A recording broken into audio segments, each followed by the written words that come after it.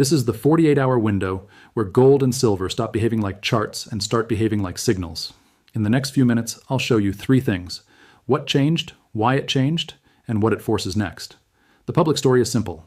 Headlines talk about rate expectations, economic data, and risk on versus risk off. They frame metals as a trade, something people buy when they feel nervous, then sell when they feel better. That framing is comfortable because it implies reversibility. The fear fades, the price fades, and the system returns to normal. The private move is different. The private move is a tightening of tolerance inside the plumbing, inside the places where leverage gets rolled, collateral gets accepted, and settlement gets honored without drama. Metals don't reprice in a vacuum. They reprice when the market quietly admits that claims are multiplying faster than the assets that back them, and that the easiest solution is to push price higher rather than force delivery lower. Here's the pressure point. Over short windows, price is not discovered by opinions. It is discovered by who can fund their position through the next settlement cycle. When funding conditions change, the market doesn't ask for permission. It marks everything to the new constraint. That detail changes the interpretation. So let's name the mechanism cleanly. The lever is the collateral and settlement regime, the rules that determine what qualifies as acceptable collateral, how quickly margin must be posted, and what happens when liquidity thins and spreads widen. When that regime tightens, paper exposure becomes expensive to carry. When paper exposure becomes expensive to carry, the market shifts from hold the claim to secure the asset. And when enough participants make that shift at once, the repricing shows up as sudden, discontinuous moves, especially in instruments that trade around the clock while many participants still behave like the clock matters. This is why the next 48 hours matter. Not because a single event causes a move, but because the calendar creates conditions where the leverage to liquidity ratio changes. Thin liquidity is not just less volume. Thin liquidity is less willingness to take the other side at a tight spread. That forces price to do the work of balancing demand. Now we climb the timeline ladder. 6 beats, clean, sequential. First, positioning consolidates after a strong run, and the market tests whether dips actually attract supply or merely attract more buyers. When dips stop producing real selling pressure, the market is signaling inventory tightness in the only language it has. Then, dealers and market makers widen spreads and reduce size because they're not paid to absorb one-sided flow during a fragile window. That matters more than sentiment because it alters the cost of immediacy. Then, funding stress concentrates in the most leveraged exposures, where traders are long paper, short volatility, and dependent on smooth rollovers. The constraint becomes mechanical, either post collateral or reduce exposure. But that's not the real pressure point. Then the market shifts from incremental repricing to gap repricing because the normal buyers and sellers are not present in equal force at the same time. When the order book thins, price jumps to find the next real pool of liquidity. Then the follow-through arrives from participants who don't want to be trapped holding unsecured exposure through the next settlement checkpoint. They don't need a narrative. They need certainty of exit or certainty of asset. Here's where the incentives show up. And then the hinge point. Once the market senses that the path of least resistance is higher, every short becomes a liquidity buyer, every hedger becomes a momentum chaser, and every allocator who delayed becomes forced to act at worse levels. That is not panic. That is arithmetic. Now, incentives. 3 questions. Direct answers.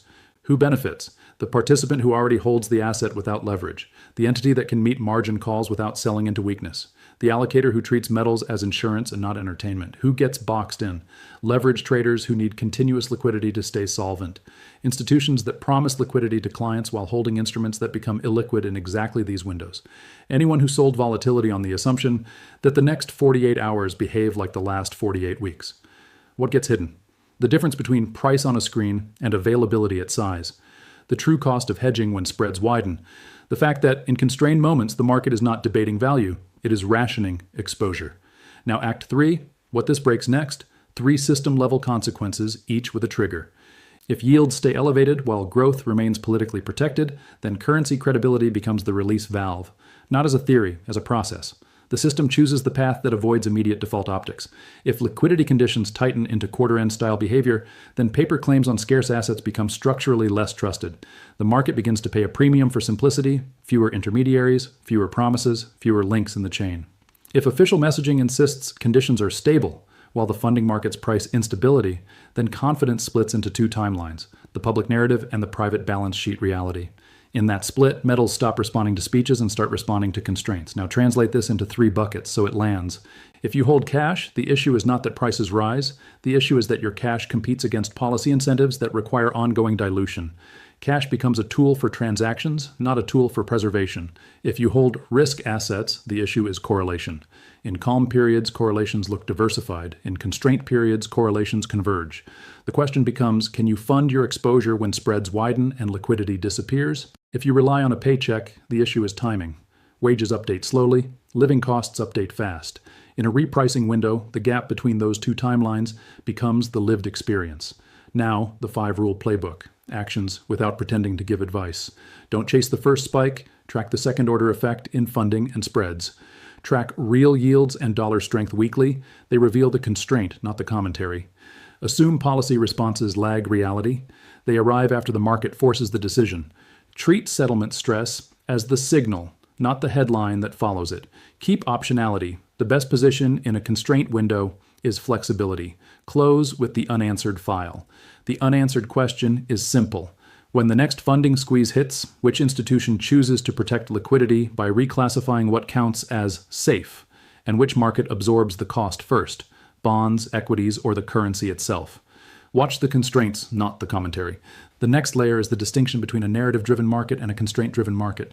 Most people are trained to interpret price through stories, a data release, a speech, an election, a conflict headline. That's the public layer. The private layer is balance sheets and settlement. When you watch gold and silver in a compressed 48-hour window, the question isn't, what did the headline say? It's, what did the market have to do to stay funded? That's where the hinge forms, because funding is not an opinion. Funding is a pass/fail test. Start with the simplest fact about modern markets. Most exposure is mediated. The typical participant does not touch metal. They touch instruments that reference metal, or equities that respond to metal, or options that respond to those equities. That stack works smoothly as long as the system is willing to intermediate claims at scale. The moment the system becomes selective, about collateral, about margin, about what trades clear cleanly, and what trades get haircuts, price action stops being a debate and becomes a migration. The migration is from paper convenience to hard certainty. It is not ideological, it's operational. This is why the calendar matters even when nothing newsworthy happens. A long weekend, a thin session, an overnight window. These aren't just quieter periods. They are periods where the distribution of liquidity providers changes. There are fewer dealers willing to warehouse risk. There is less willingness to quote tight spreads. There is more reliance on automated execution that pulls back when volatility rises. So you get the same demand pressure hitting a smaller surface area. In that environment, price moves look emotional, but the engine is mechanical. The engine is fewer willing sellers at the prior price. So the price lifts until sellers appear. Now bring silver into the frame. Silver is not simply more volatile gold. Silver sits at a junction where industrial demand, investment demand, and inventory constraints can collide. It doesn't need a conspiracy to behave violently. It only needs a small mismatch between paper positioning and the willingness of the market to make delivery-like promises. In windows where liquidity is thin, that mismatch expresses as air pockets, rapid moves with limited backfill. That's not a prediction of direction. It's a description of fragility. The market becomes more discontinuous when participation narrows. Here's the pressure point most people miss. Volatility is not the same thing as risk. Volatility is a symptom. Risk is the inability to act when the window opens. A market can be volatile and still tradable. It can also be calm and then suddenly untradable. The 48-hour concept is about that second version, the tradability regime changing faster than most people's decision cycle. If you're operating on a retail schedule, I'll check on Monday, you are not synchronized with the system that sets the price. The system sets the price continuously, and it does it through collateral and spread. So let's walk the mechanism one level deeper. When metals rise sharply, the first visible interpretation is investors are nervous. The less visible interpretation is that hedging costs are changing. If volatility rises, option premiums rise. If option premiums rise, dealers adjust their hedges more aggressively. If hedges are adjusted more aggressively, flows become more self-referential, and the market can enter a feedback loop where hedging activity itself accelerates the move. That's not superstition. That's how convexity works in practice. When certain positioning clusters exist, the hedge becomes a buyer in up moves and a seller in down moves, amplifying the path. This is the second order effect. The market stops being only buyers and sellers and becomes buyers, sellers, and hedges that must act. Then there's the mining equity layer, which confuses people because it doesn't always track metal tick for tick. The public story says, if gold is up, miners should be up. The private reality is that miners are equities. They sit inside equity index flows, risk parity behavior, margin constraints, and general liquidity events. When broad risk gets delevered, miners can get sold even if metals are firm. That divergence is not proof that metals are wrong. It's evidence that different instruments live under different constraints. And in these windows, the constraint often dominates the story, but divergence carries information. If metals are strong while miners lag, it can indicate that the market prefers direct exposure to the monetary signal rather than operational exposure to a business with jurisdiction risk, cost risk, hedging programs, and equity market beta. If miners then begin to catch up even on days metals chop, that can indicate a change in what the market is willing to underwrite, moving from signal recognition to profit capture. That's the hinge. The hinge is not a price level. The hinge is a shift in underwriting behavior. Now the timeline ladder again. 6 beats, but tighter, because this is the retention engine. First, metals hold gains instead of mean reverting quickly, telling you supply is not flooding in. Then, volatility stays bid, meaning hedging costs remain elevated rather than collapsing. Then, liquidity thins at predictable points. Overnight, pre-open, holiday adjacent, making gaps more likely. But that's not the real pressure point. Then, correlated selling hits risk assets for reasons unrelated to metals, dragging miners and leveraged vehicles with it. Then, the market responds by demanding more collateral in the parts of the system that are already stressed, forcing position reduction. Here's where the incentives show up. And then, the hinge point. The participant who planned to wait for clarity becomes the participant paying for speed because clarity arrives after repricing, not before it. So who benefits, who gets boxed in, what gets hidden? Again, but now more specific. Who benefits? The entities with unencumbered liquidity and long-duration patience, the participants who can treat volatility as information rather than as an existential threat, those who are not forced sellers, who gets boxed in, anyone whose plan requires the market to remain continuously liquid, anyone whose exposure is layered, metal proxy on top of equity, beta on top of leverage, because each layer can demand collateral at the worst time. What gets hidden? The real-time stress indicators, widening spreads, reduced quote size, rising haircuts, and the quiet shift from everyone can trade to only certain participants can trade efficiently. That's the closed room reality. It's not theatrical, it's procedural. This is why the next 48 hours should be framed as a test of market structure, not a test of your opinion. In a structure test, the winners are not the loudest. They are the most prepared, the least leveraged, and the most disciplined about what they treat as signal. What makes the next phase dangerous is not volatility, it's synchronization. The market is synchronizing around a single reality. Too many portfolios were built on the assumption that liquidity is permanent, spreads are cosmetic, and central banks always smooth the landing. That assumption holds until it doesn't, and when it fails through the back office, not through the front page. The public experiences it as a sudden move. The private side experiences it as risk limits were hit, collateral was repriced, and positions were resized. This is the cleanest way to understand why gold and silver can accelerate in short windows. They are not simply reacting to fear. They are reacting to the moment the system begins to prefer assets without counterparty dependence. In plain terms, when confidence in promises thins, the market pays up for what settles cleanly. That preference doesn't need a press conference. It expresses through bid strength, through tighter hands, through inventory that stops coming out at the old price. Now, the escalation pathway, what this breaks next, gets clearer when you treat the financial system as a chain of obligations rather than a collection of tickers.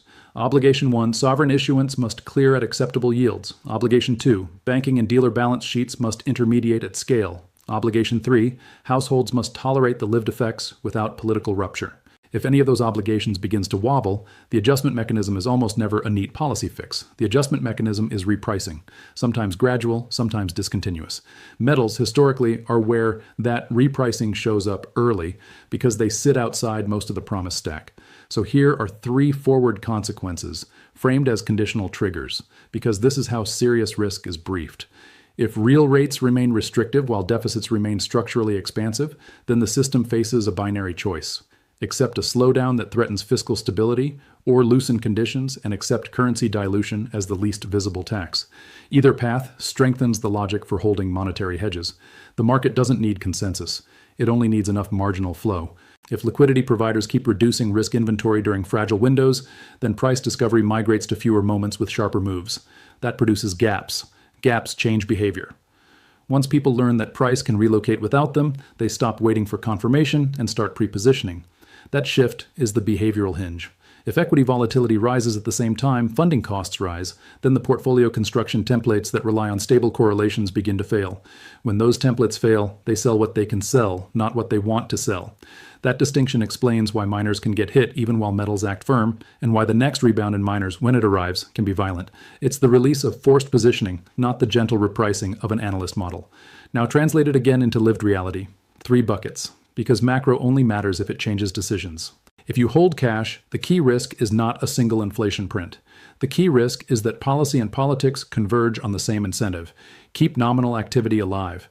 That pushes the system toward financial repression behaviors, rates that lag real conditions, rules that encourage duration absorption, and messaging that prioritizes confidence over purchasing power. If you hold risk assets, the key risk is that the exit becomes crowded precisely when liquidity is least available. That's why the next 48-hour concept matters. It's a reminder that liquidity is not a constant, it is a condition.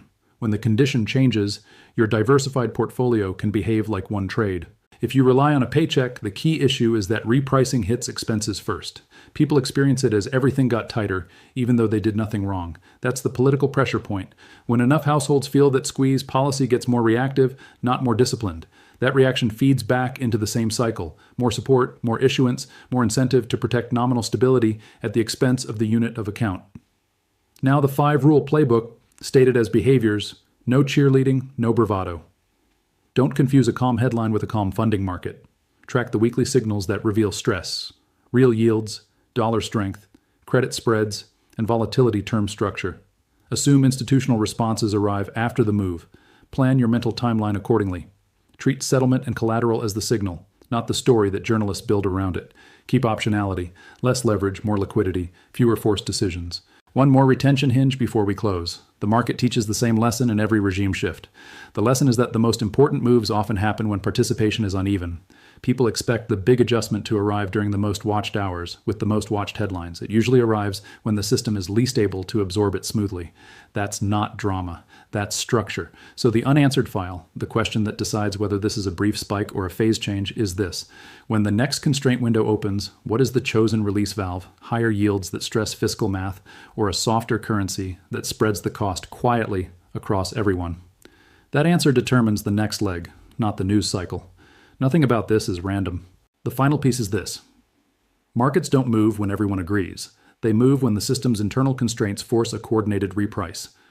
Over the next 48 hours, the useful question is not, what do I think gold and silver should do, but what conditions would compel the market to do something fast? That's the professional frame. Fast moves come from forced behavior: margin reacting to volatility, dealers pulling liquidity, and participants paying up for certainty when the promise stack starts to feel thick. Here's the pressure point to watch: the gap between public calm and private cost. When the news flow stays composed but the cost of hedging rises, that's the tell. When spreads widen, that's the tell. When overnight moves start doing more work than daytime moves, that's the tell. None of that requires a crisis headline. It requires a shift in willingness. Willingness to provide liquidity, willingness to roll leverage, willingness to accept paper exposure as good enough. If that shift continues, the second order effect is behavioral. People stop waiting for confirmation because confirmation arrives as a higher price. They stop demanding perfect timing because timing is punished in discontinuous markets. And once that learning spreads, metals don't need fresh buyers every day. They need fewer sellers. That's how a market climbs without looking dramatic until it suddenly does. So the actionable translation, without pretending this is advice, is discipline under constraint. Don't mistake one clean session for stability. Don't confuse a pullback with resolution. Don't let the screen price become your whole map. The real map is liquidity and funding. Track the signals that reveal stress, not the commentary that explains it after the fact. Treat volatility as a message about positioning and fragility, not as entertainment. Keep your decisions reversible where possible, because reversibility is the only real edge when conditions change quickly. And keep one question open, because it governs everything else. When the next policy response arrives, does it protect the currency, or does it protect the system's ability to refinance itself? That choice determines whether metals are experiencing a trade or a regime repricing. Once you see that, the next 48 hours stop being a prediction contest and become what they really are: a test of market structure under pressure.